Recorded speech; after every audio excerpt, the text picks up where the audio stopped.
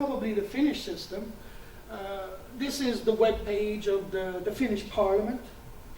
Down here you have something called the Committee for the Future. It's a parliamentary standing committee that looks at the long-term future and systematically tests anything that comes before Parliament in terms of its future proofing.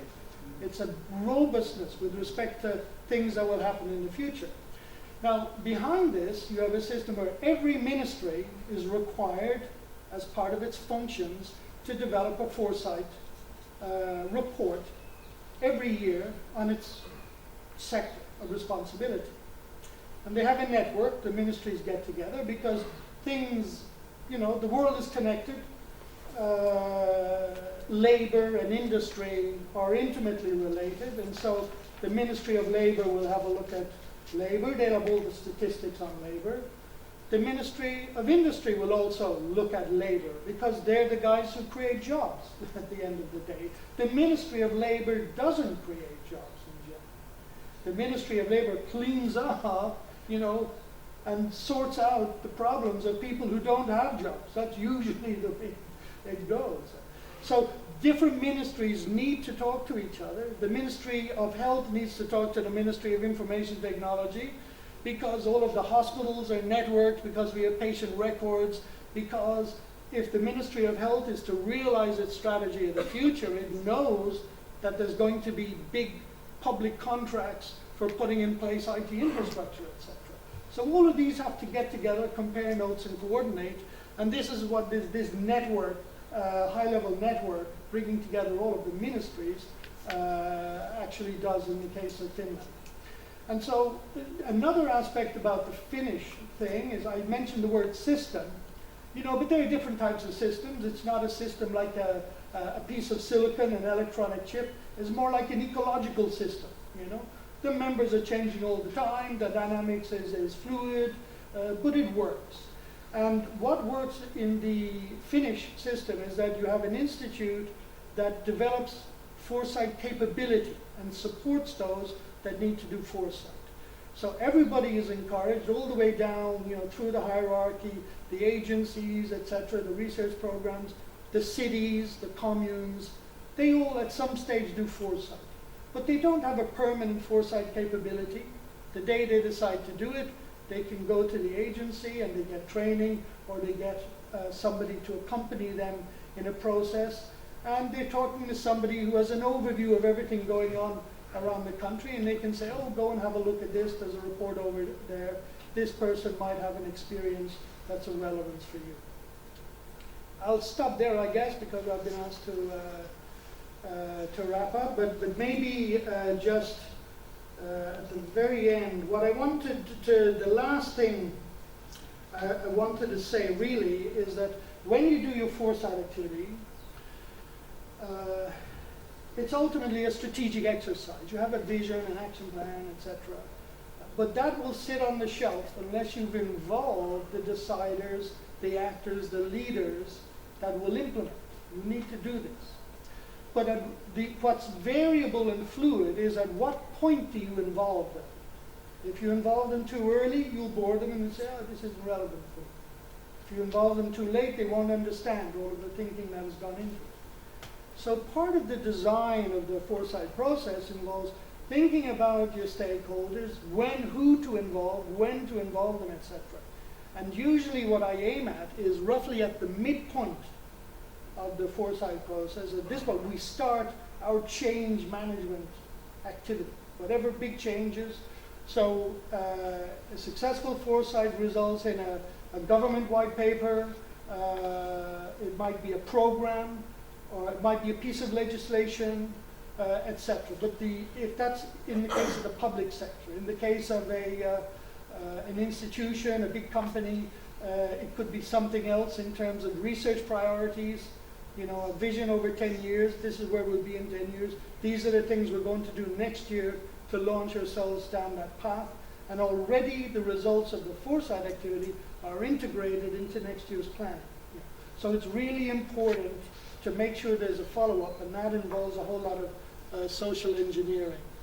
I mentioned theory of change, other stuff as well, but I guess I can keep that. If some of you show up tomorrow afternoon, there'll be a 3-hour of training on foresight if anybody is interested.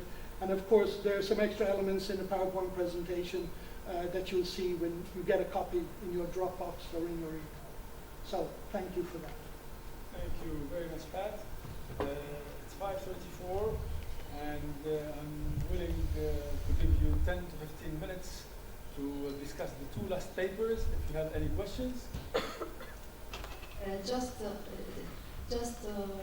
understand, to more understand what I was presenting. So can we consider that this concept of foresight is a real tool that can help for the team to implement some strategic plans, for example?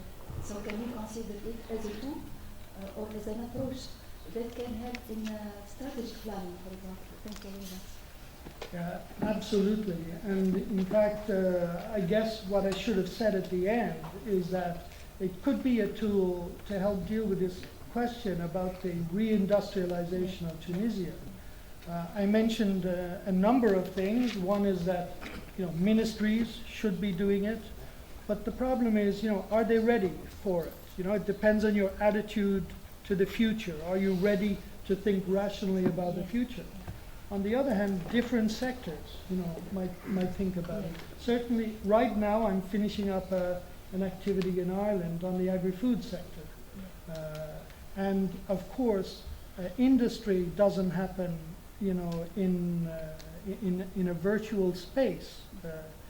Even though a lot of industry has been virtualized, still where people live is important, and a lot can be done at the level of the city and the region to make the city and the region more friendly and more interesting as a place to site industry.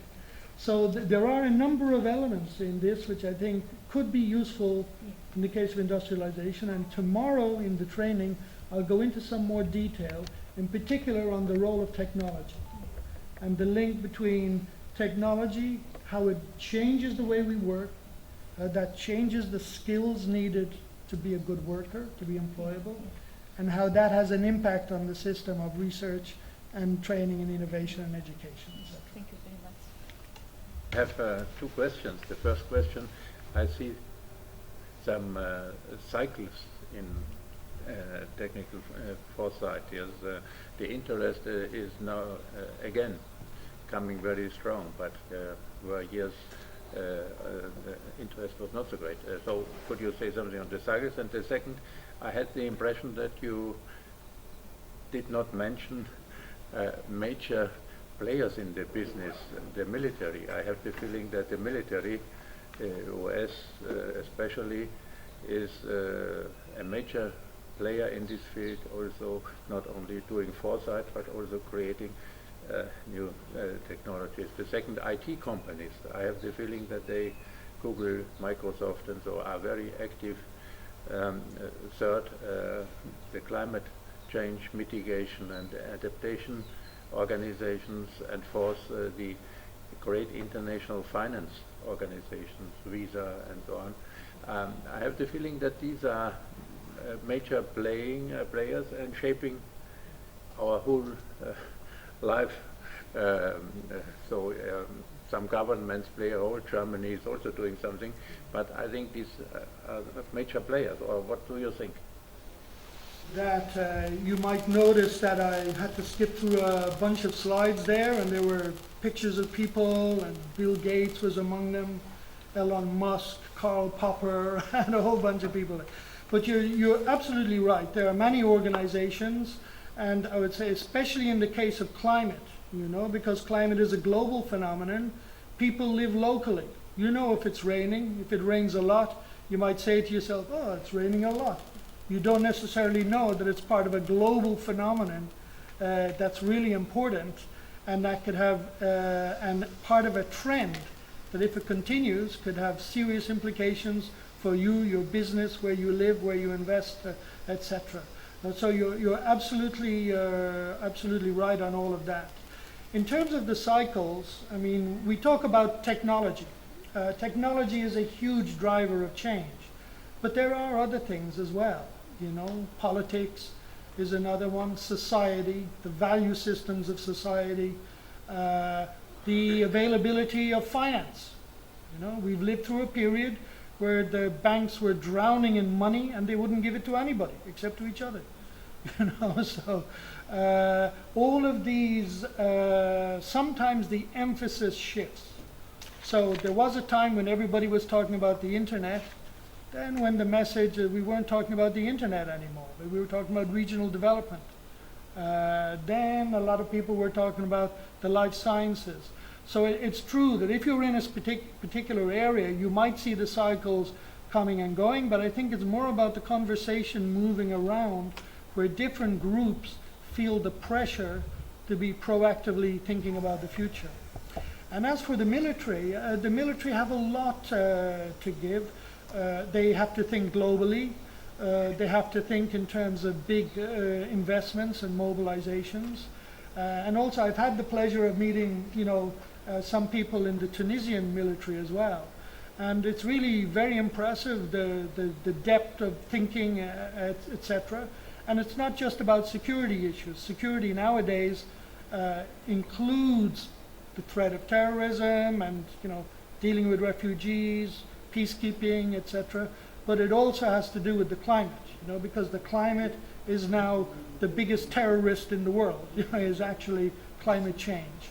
And that's causing movements of people on a vast scale, volatility in food markets, and in the price of oil. Everything you can imagine is being impacted by climate change. And I would say in the case of Tunisia, it could be very interesting to involve Tunisian military in this. I know there are lots of good people, you know, really doing deep thinking on issues that are of long-term importance for the country. And they may be interesting vehicles for passing messages to the government. You know, the government will listen to a general probably more before he will listen to a professor, a scientist. You know? When the general calls you, you tend to answer the phone. So that's a very good point on the military, and I think it's one worth retaining for your future activities. May I have the mic, please? Our first day for this event, and I really thank you very, very much for your assistance, for all your contributions. Tomorrow we have to meet here at 9 o'clock in the morning, and I would like to encourage everybody who has a presentation tomorrow to actually load the presentation on the PC so that we don't lose time tomorrow trying to load the presentation while we are running the show during the sessions. Thank you very much again. Have a wonderful evening and night, and see you tomorrow.